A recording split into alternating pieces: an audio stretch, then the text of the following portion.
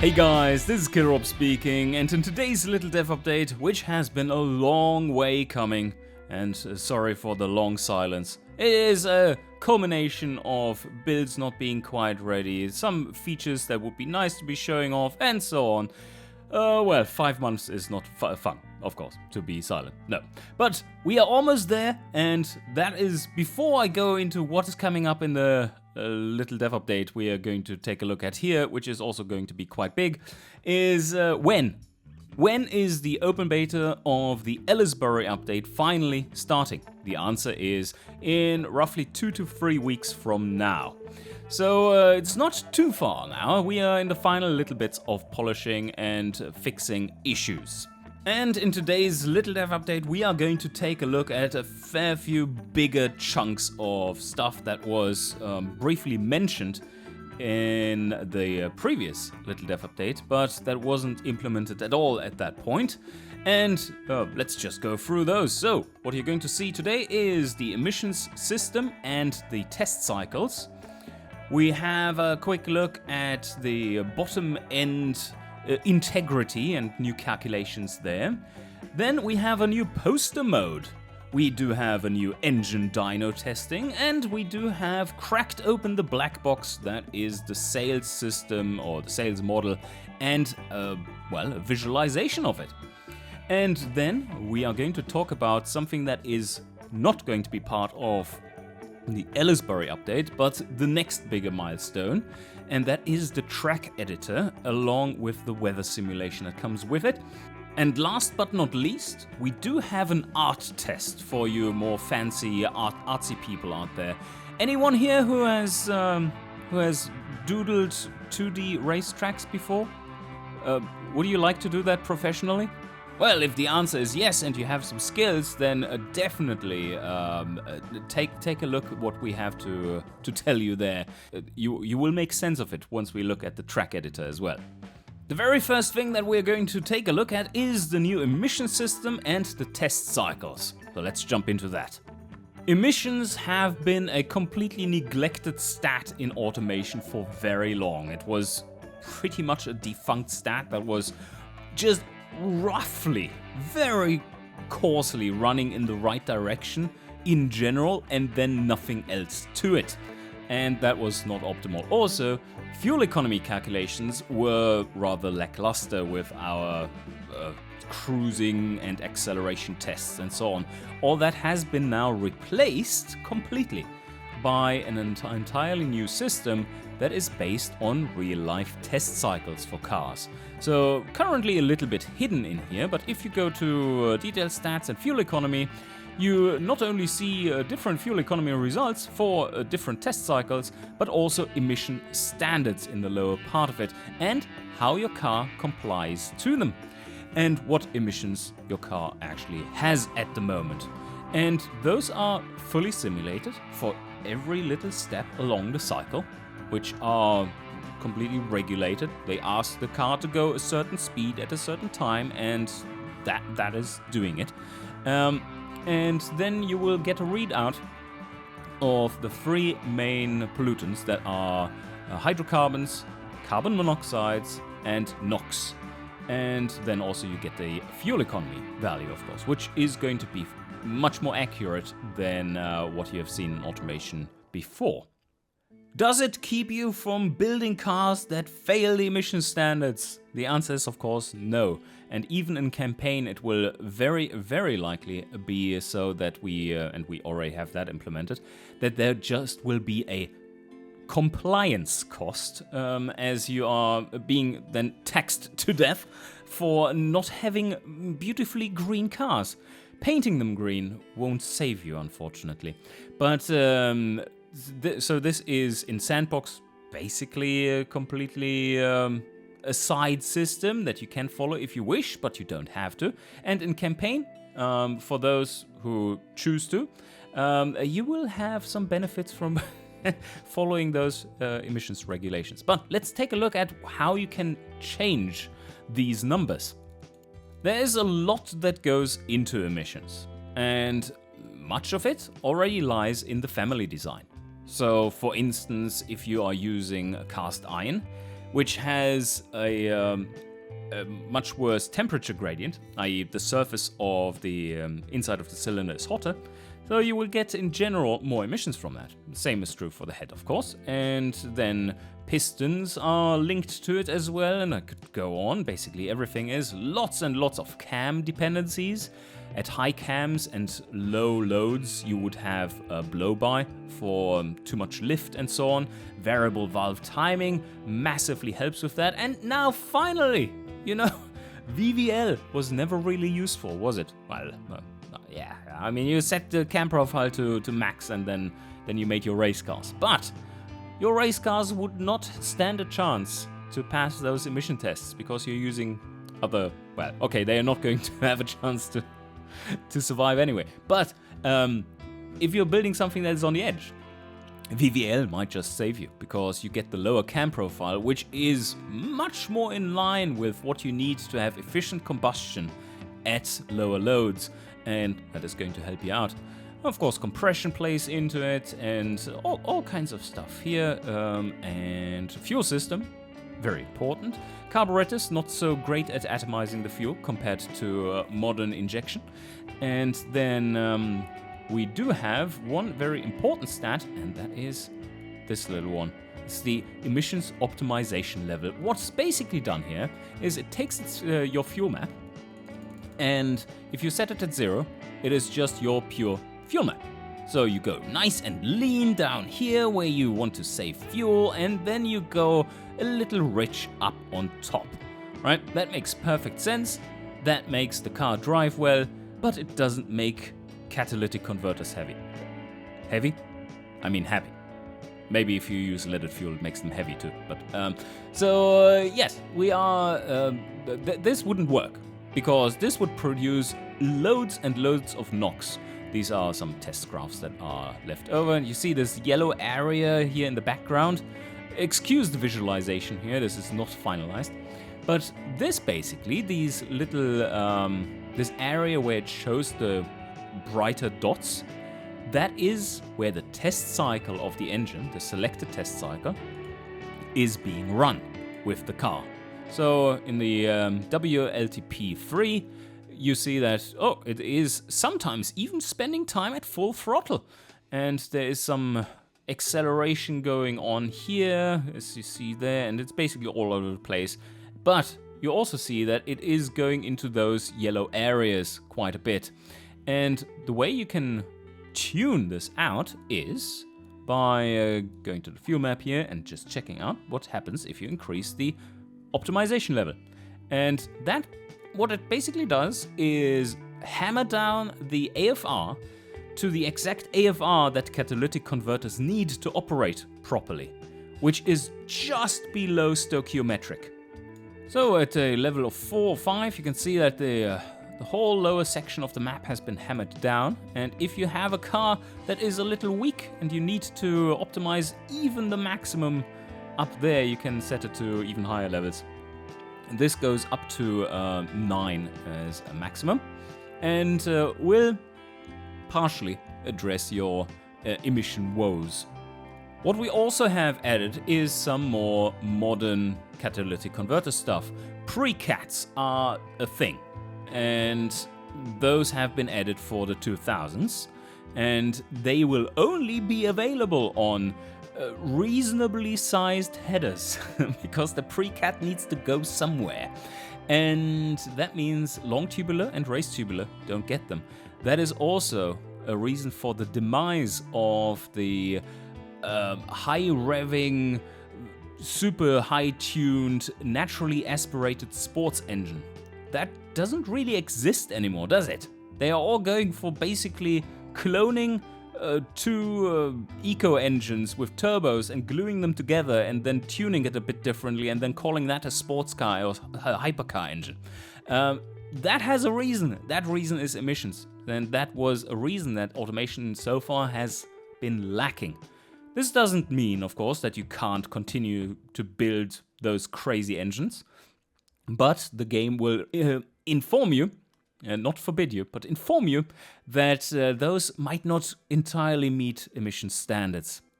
So we do have this emissions mode where you do see the fuel map and all 3 emissions and the currently selected test cycle.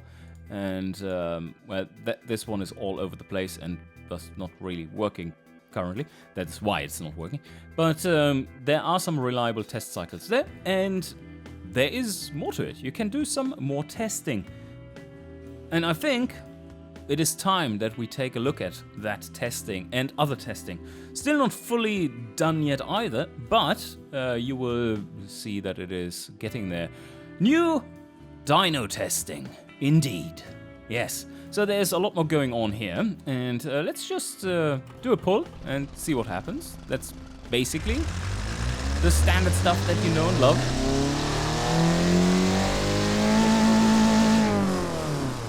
And a funny little thing that you were seeing down there in the this is not the airflow. This is the current heating status of your catalytic converter, and as you're revving and accelerating and whatnot, depending on what you're after, you can see it increase, and as this percentage increases, you can see that all your emissions are dropping, and the efficiency of the catalytic converter is rising. And now it is down to where it's supposed to be. So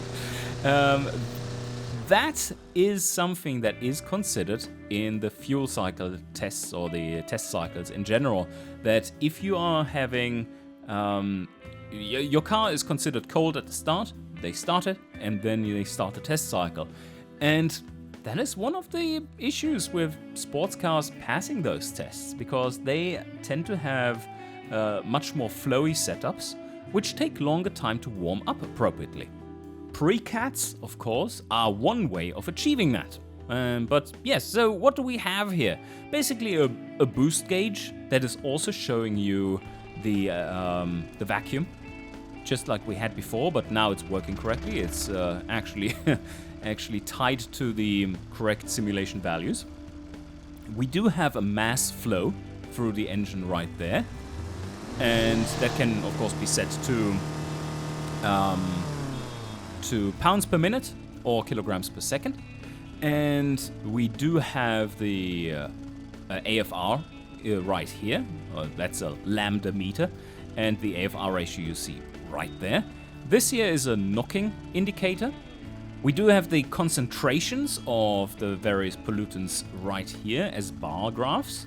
And this one is supposed to show the not hopefully wrongly spelled catalytic converter efficiency, and just the RPM gauge and throttle and RPM target settings. So you can do some pretty in-depth testing if you like, and also check out how your cycles are doing, because you can switch the mode and then select the cycle you want to test for, and then you hit start and it actually does its thing. Don't have to do anything. This is the actual test cycle as it would be run in reality. And then you will quickly find out why your sports cars get so poor values, because they're driven at ridiculously low values. But oh wow, it's so fast, you see? 44 kilometers an hour, wow. So now I've selected a turbo engine instead. And what I'm going to do is to show you what is happening with... No, that's the emissions map. Okay, that's a different visualization. We're still trying out different visualizations of stuff, of especially emissions, because that is something that is difficult to convey. This one, if you see the very slight coloring there, is the emissions map color-coded by, well, RGB for one of these each. Quite interesting to look at if there's plenty of emissions, otherwise you basically stare into a void. Not so fun. But that is not what I'm here for. I'm here for showing you this. Very important, finally, compressor map on the test bench. And why is that important? Well, very simple. Did you know that, well, you probably ran into it a lot. You had surge stress despite everything looking fine. Like, it would look like this. And you were like, why do I get surge stress? It's fine, right? The problem was that surge happens most at lower throttle values. So if you take a look here, it's damn close to that line, isn't it? It's still fine. Like, this one doesn't have any surge stress. This one needs to be capped to 0, by the way. But as I increase the throttle, you see how it moves away from there. Right, so now you have a tool that allows you to tune to get out of that surge. And just because it's fun, let's do a quick pull. Unfortunately, there's no marker on this graph just yet. I would like to see that though. Power torque, and let's do a pull. See how much it heats up for one pull.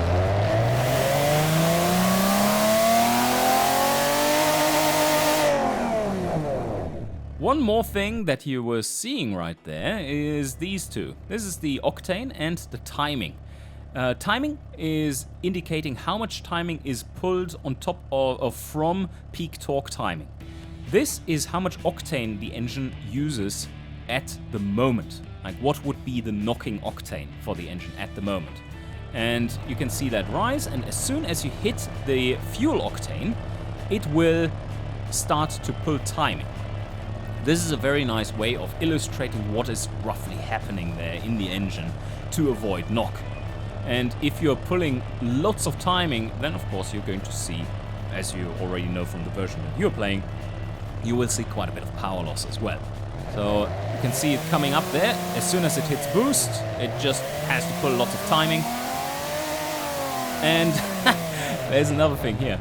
This here is the fuel flow per minute in grams. So 750 grams is roughly 1 liter of fuel. This engine can be a little bit on the expensive side if you choose to race it hard. Just watch this figure down here and we do another pull. Alright, here you go.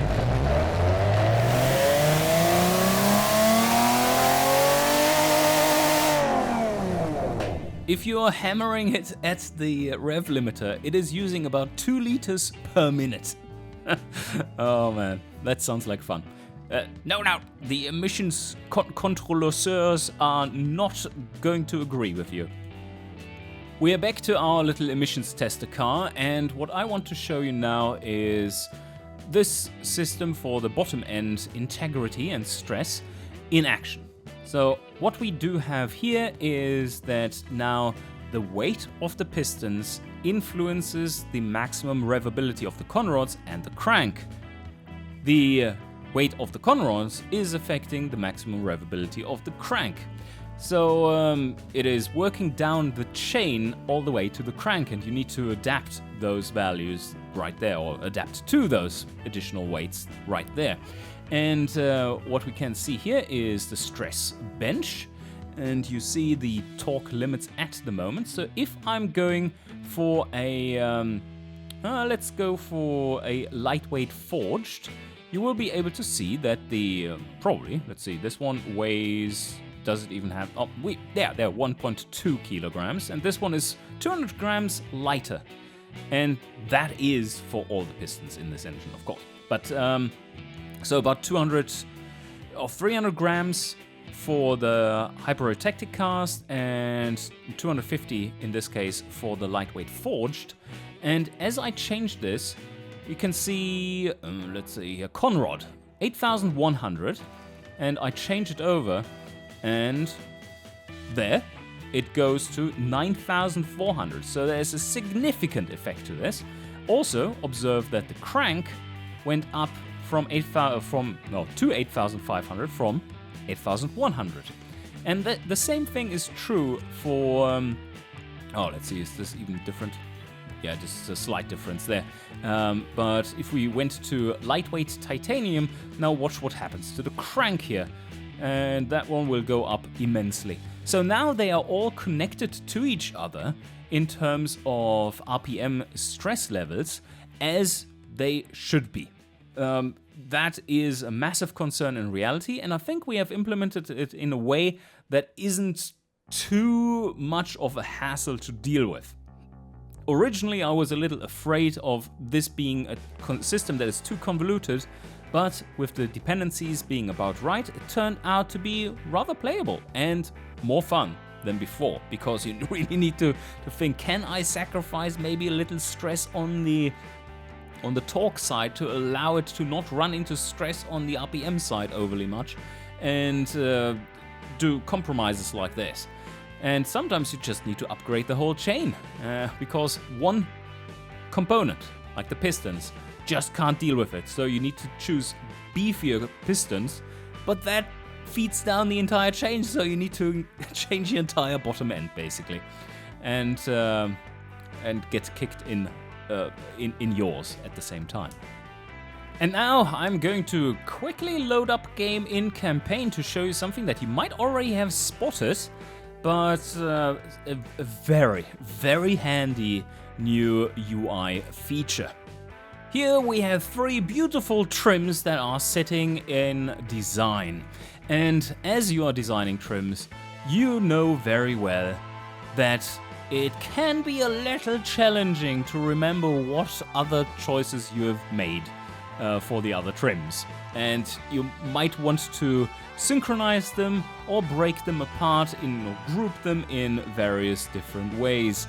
And if you are taking a look here, these little bars here show you what is being used in your other trims. There are actually 3 bars sitting there. So let's change this one to be a 3 gear. You see, 1 bar was removed from there and moved to the 3. And that is the case basically everywhere. Where do we have a nice set of choices? Well, here. For the tires, for instance. Here we have 1 that is using sports tires, 2 trims that are using medium compound. And I could switch this one to hard long life and see that I'm using 111 there. So this is just a really nice and simple way of telling where you are at with the designs of your other cars. And that is going to, of course, also feed into the, or it's nice to use with the familiarity view. At the moment, this is the first car design, so there is no familiarity. But yeah, the goal here is to expand this tooltip to also show which ones, the names of the trims that are using this as additional information. And while we are in campaign, why not take a look at the sales model? The beautiful, as I said in the last Little F update, I had to check that out because it was so long in the past. What I said was that our sales model is beautiful, absolutely beautiful, and no one understands the beauty of it because it's a fucking black box. We don't tell you how it works. So what is going on here is that we now, that's the test track. We are going to get to that too. We now have a detailed breakdown of what is going on. And currently that is also a little hidden there because it's a little work in progress. But ta-da! So this is a so-called Sankey chart, and basically what's going on here is that you're following the lines to where they end up, and the line strengths show you how much is going there. Now, these are basically luxury cars, so let's select the luxury demographic. No, not premium. Luxury. So, here we have it. Right, so you see the luxury demographic. In total, the size of the selected demographic is, from Helvetia, 1,140, and that's the average budget. They are going through this central hub thing, which tells you they focus on company prestige, 80%, and on company reputation, 20%, with a 200% weighting. So they care about this stuff more than usual. And then they select the company. And this basically tells you the overall market share for the different companies in that region that you have selected. And you can, of course, combine them and then mix companies. But these are the different companies, this list. They are currently named so that they are very easy to debug, as in, this company is the make premium cars. They are size 4 and they are from Gazmere. Beautiful naming. Very immersive, you know. But yes, so we do have the luxury 3 Helvetia here, for instance, and they are selling into this demographic, into Helvetia, 110 cars. And they have a lineup strength of 43. And then, now comes the good part. when you select, this is not your company. That's the competitor company, right? So you go down here. Well, they do have a lot of trims, and this one sells the best. And there you have it. So this is our gateway to actually showing you your competitors. Of course, it's not very nice if it's a cut-off thumbnail of basically a nothing burger of design, but well, you can see where this is going, right? And this gives you all the information about the car that you're competing with, or this one, or this one, or this one, or this one, or all of the others that are in their lineup that somehow are relevant. So that is really good, but also, of course, you can just select your company and see what is selling into that one. Well, in this case, 100% of your sales are going to the Bertha luxury car. Ah, what a surprise. There's more useful information, some of it currently not hooked up, like this one, company reputation and prestige effect. That is another thing. By the way, I mentioned one of those things 5 months ago in the last little dev update. Why the end game in Automation Campaign at the moment is becoming easier and easier. It is partially, not only due to the other main reason, that is the AI companies never use tech pool. The main reason here is also they never got these bonuses. No bonuses for company reputation and prestige, while the player would be building up those to quite insane levels. So you would be getting an advantage of like 20 to 40% over the AI. And of course that makes it really damn easy compared to the starting situation where you're in, where you still haven't built that up. So overall, the general theme of this is break up the sales model, provide some more information that is useful to the player, like what is your what are your competitors building and which cars are good, and in what markets are they, and like everything like this. And you can do a lot of digging in this to just get a feel for what they are expecting you to build, or what company you need to watch out for, what is going to be your arch nemesis. This is in general a theme that we want to follow and follow through on, in that we do want to visualize the competition a lot more, because visualizing the competition is the difference between running a big spreadsheet versus playing a game where you can see what's happening. Well, some of us, myself, are quite fond of the spreadsheets, but I do also, even I prefer that to be a bit more visible. And now I want to show you one more thing. For that, I'm going to load in a mediocre design by none other than one of our bestest community members, Admiral Obvious. And going to load this design, and I want to show you with that one what the poster mode is looking like. When you are at the end of the car design, you have this little button there in the export section that is saying poster. And this is taking a little while to load, but you can see what's happening. Basically, this is allowing you to take make a picture with car photos on it. They're automatically cutting out themselves, and you can choose the background, and you can choose basically everything in this layout, and then export it as a picture for you to be ready to be shared. This will be great for community-run competitions, great for social media sharing of your designs, and all kinds of cool stuff. You can print them if you want to. But let me show you some of the, well, this UI still looks a little hideous, but the results, I promise you, are quite nice. So, for instance, let's just click on this slot right here. This is the main three-quarter front slot. You can change the photo scene that the photo is taken in. You can choose to cut out the car or not, and then you can change the zoom levels, and the distance to the car and whatnot. This is currently set on ray tracing high. Let me turn this off to be a little quicker. You can always turn it on once you're happy with the results, of course.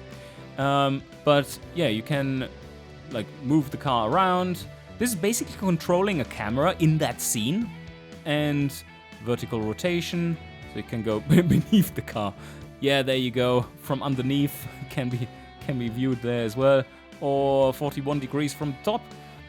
Lots of settings there, and when you're happy with that, you just put on the ray tracing again. But then there are also other settings, like this one, for instance. You can just click on the titles here, and then you can change your font, you can change the color of them, and all kinds of good stuff. The same for the actual text. You can change the font sizes, and yeah, I guess yes is the answer. And there's a lot more to come. There are also different layouts for this. We do have the default vertical layout as well. This one isn't customized yet for that car, or not tweaked for the car. But you see the possibilities. It's quite neat. And now back out of the poster mode, we are back in the car designer. And the last big topic to touch on is a whole series of connected things that all have to do with the racetrack. And let me just start this, and you will spot some differences. None of this is finalized, but with a bit of more polish, you can see what's going on, or what's at least intended to be going on. And please excuse the poor driving of our test driver, as this is not fully adapted to this new mode yet. The main thing that you can see is that, well, the car is driving on the map and we are zoomed in, and that's all cool and dandy, apart from it driving like me in BeamNG. that was the Kill Rob line right there. Let's see if it does the Brian's Bend a little better. No. Alright, well, zoomed out you can barely tell. But the main thing, of course, is that you see this is the actual car sprite taken from above. So this is the car that you've designed. If we now change it to have a bonnet that is a less yellow color, so we put it on there. Oh yes, the Barbie mobile is coming alive. And you see it instantly take that beautiful design to the test track. So there's a little bit more immersion going on the test track, if it weren't so low res, right? The issue is that, of course, the previous automation test tracks were in a resolution of 1280 times 720. That is tiny.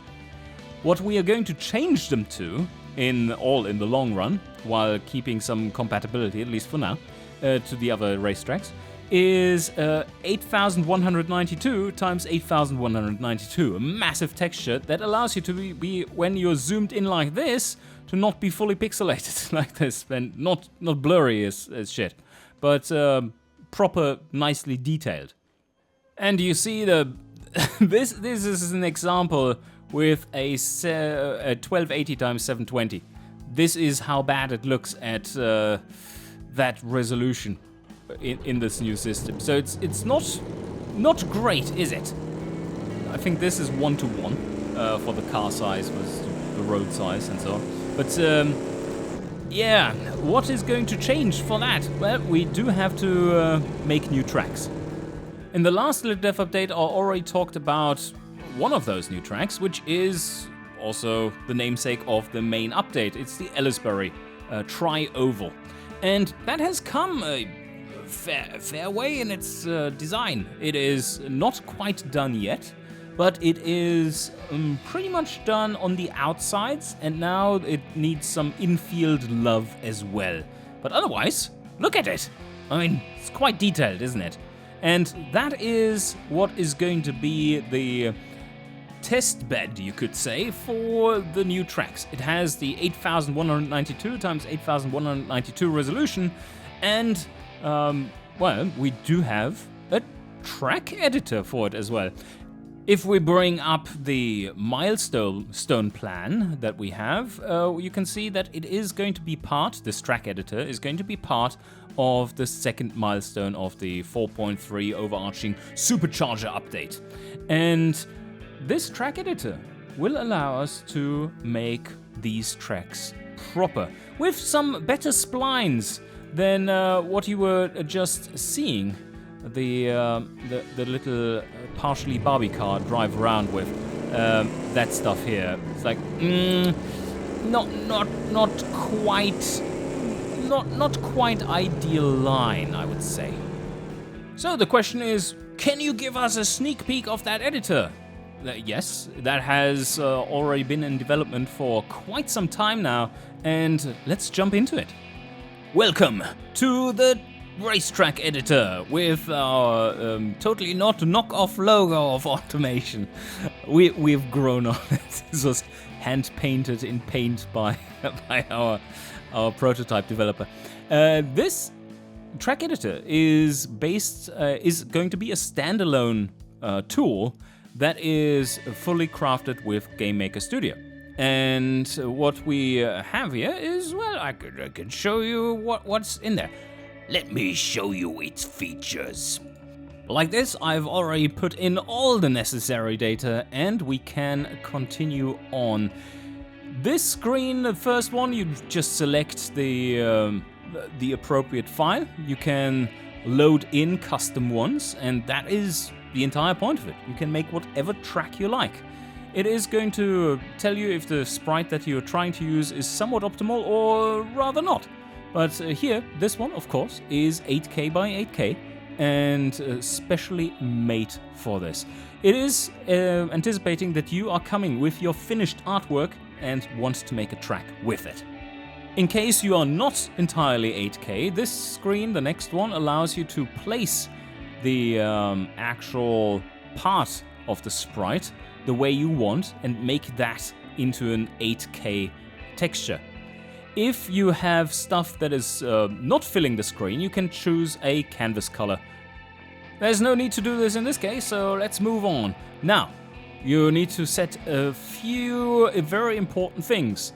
The most important one is the scale, which you, if you're basing it off a Google Map, you really easily can measure by using the measuring tool there. But if you either know the scale or you know 2 points and the distance between them, you can easily set those. For instance, I know that roughly from here to there is like 800 meters, like this. On that calculate scale, 3.92. Well, that was close enough. My known scale is 4 pixels per meter. That means for every meter in reality, I have 4 pixels that are representing that reality or fictionality. And yes, I know it's called fiction. But here, we also do have camber range settings from nothing to what does this track need? Well, this is of course the wall of Ellisbury, and that has 32 degrees banking angle. These here at 18, so we do need 32 as a range. Usually you will probably end up with something like less than 10, but yeah, unless you make ovals. So, or the avos or something. Please make that, by the way. Then you can also set the elevation range, where the base value is how high the track location is, and then you can set the maximum and minimum on top of that. So in this case, for instance, it would be a track that can go from 227 meters above sea level to 291 meters above sea level, where your 0 point is 260. And you wonder, like, but well, why even spend time on this? Well, the new track simulation that we're working on, that unfortunately won't make it into the Ellisbury update just yet, but is reasonably far advanced, so it will make it into the next milestone update, is that like stuff like air resistance is going to be properly simulated, and thus higher up tracks will give you less drag. But let's continue on. Then you can select the track name and its location either in the Automation universe, Camshaft world, or in the real world. So there we have Ellisbury. That's a lot of places in. Oh yeah, that's a lot of places in Gasmere. Coming up with all those names did take a while. So now we do have Ellisbury, right? And then we continue on, and whoo, what is this? I did mention a weather simulation, and I set out to design and implement a full weather simulation for this kind of track testing stuff. And it basically has everything that you would like to see. Different temperature ranges, weather probabilities, where you can set how likely it is to be sunny, cloudy, potentially rainy, or very rainy, and how changeable the weather is, and of course the wind origin points. So this is from where the wind is coming. So for instance, if we have mostly westerlies, you could just lock these out after setting them lower and then slide the easterlies down to 10%, and changeability. Ellisbury isn't that changeable. But you see that the wind randomization now favors the westerly winds. And then once you're set and done, you can run the simulation, just a test case of the simulation. This down here is a curve of the weather, where currently it's not really explaining what's going on, but whoa, how much wind do we have? That's a lot of wind. That's for some fast clouds there, yo. Okay, it was just time accelerating. Good. So now it is in the main time, and it's currently sunny. But you see this curve here. Basically, the bottom there is not cloudy and very nice and sunny, and the top is fully raining. And as we speed along through here, you can see basically what's happening. And also you can spot on here, it seems very blocky. And that is done for a very good reason. All these little blocks hold weather data information about the temperatures and how much water is on the track and so on. Oh, there we have a front moving through and some rain right there. It's a little hard to see. But while this is running through at 10x, let me give you the gist of it. Basically, every little grid tile that does include the track is being tracked for, pun intended, is being tracked for the various weather stats, like asphalt temperature, and how much water is on the ideal line, how much water is beside the ideal line, how much water is beside the track, and tracks those and the evaporation and does calculate all those things and makes it such that you get a localized weather simulation where it doesn't rain on the entire track at once, but these clouds are being tracked, as you see. And these clouds individually can carry rain and make parts of the track wet. So you can get into a nice situation where there comes a very nice big shower over one part of the track and burns up your wet tires on the other side of the track. And with that done, we continue on. And this is the main hub for generating track layouts. So you can name your layout there, and what we are going to do now is, I've already prepared that as a time-lapse, we're going to just design the junior racetrack of this, this one, which is running, let me show you. It is running from here all the way around there, around here, around there, and around there.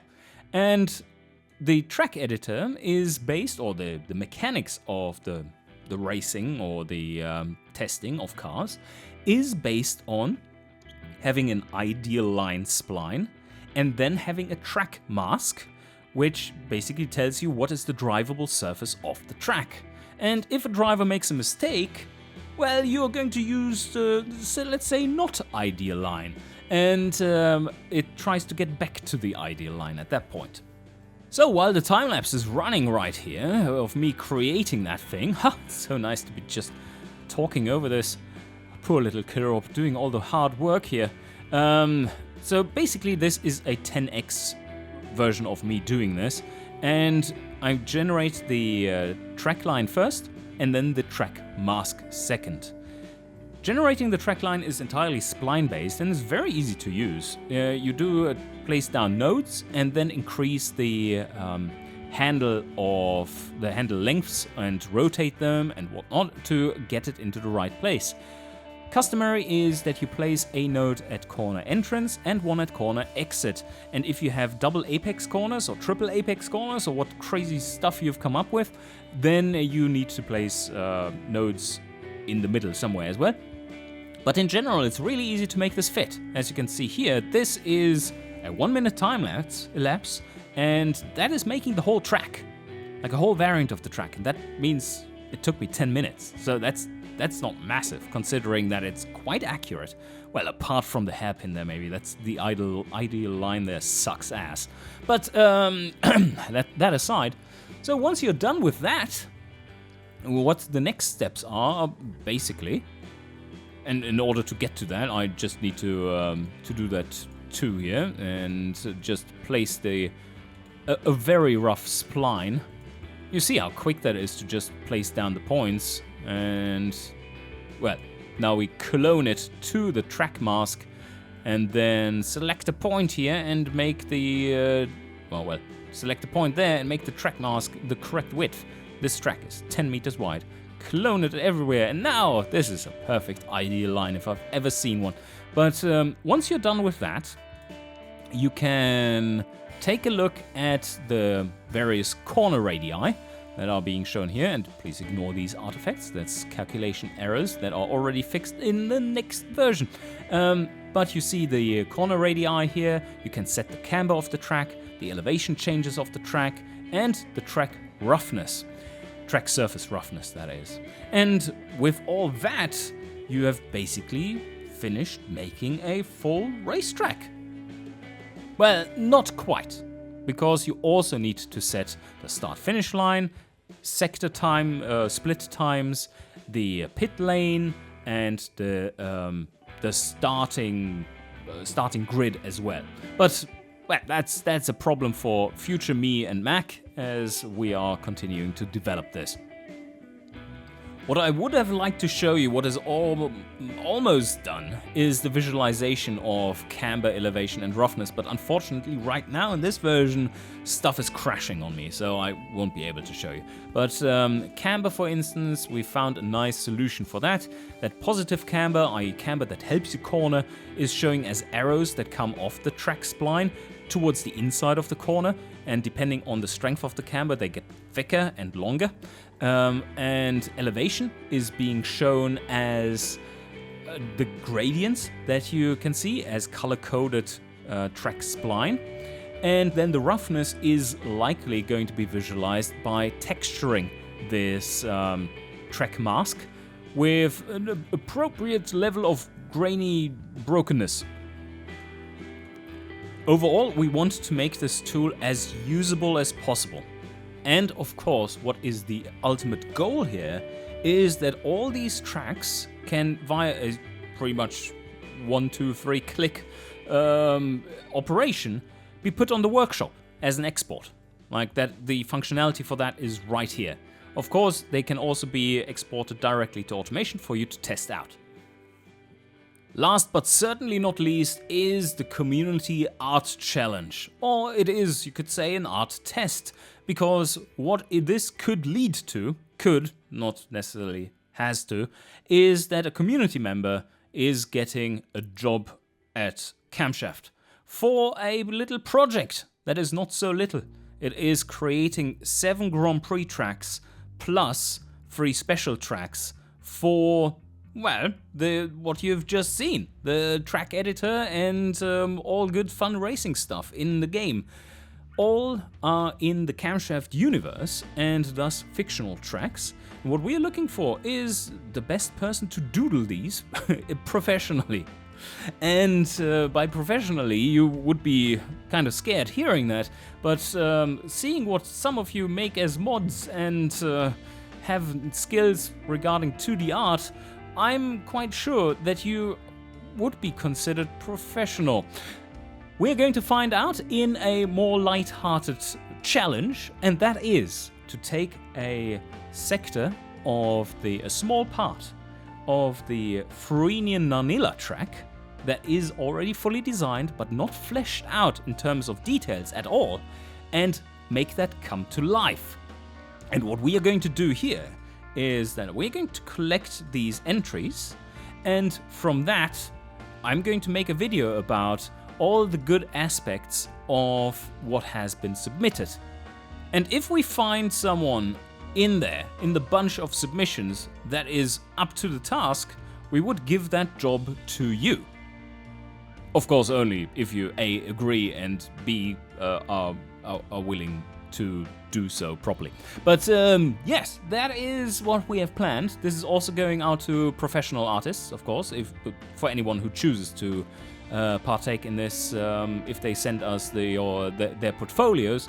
And basically what you find in the description linked below is the art test document, which details exactly what needs to be done, and it gives you the resources that you need for it to be done.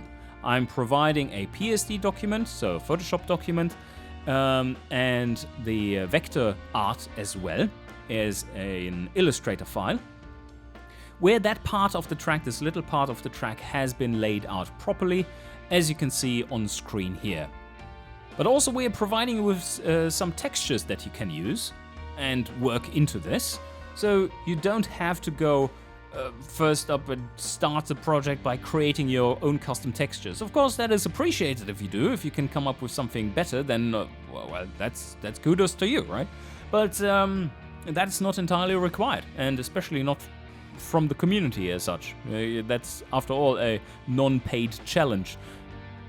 But if you're passionate about making racetracks, designing them visually and such, then absolutely please take a look at the document and what is required there and what the rules are, and give it your best shot. The deadline for this is 3 weeks from now, so basically coinciding with the release. So we give you a fair amount of time, and I'm really looking forward to seeing what you can come up with. All that information, again, is linked in the description down below. And with that, this little dev update finally is coming to its end. A not so little dev update once again. And again, I'm using again way too much as a word. Again, I want to say that I'm sorry for the long delays, but this one is going to be a good one. As always, well, hopefully not too buggy in open beta. But we are planning to stay in open beta as long as necessary to make this work properly and be non-buggy. And then go on to working on the next milestone once that is achieved and it has been merged with the main branch of the game, the public branch. Please leave your comments and questions down below, and that should be it. Hope you enjoyed, and see you guys next time.